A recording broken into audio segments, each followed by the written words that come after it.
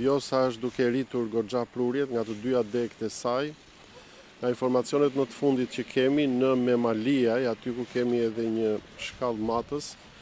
niveli pothuajse ka shkuar 6 dhe sipas gjithë përvojës son të viteve të kaluara, kur kalon 6 dhe kur i afrohet le të themi 6.5-s, atëherë fillon edhe shfaqet rreziku për gjithë zonën tonë.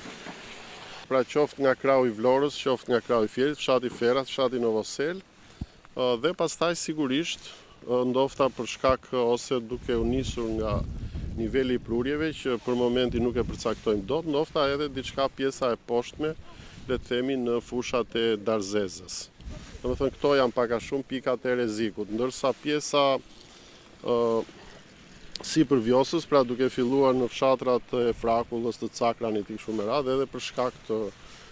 nivelit që janë pak më të larta, nuk paraqesin rrezik sepse asnjëherë s'kan pas rrezik nga përmbytjet që kanë ndodhur.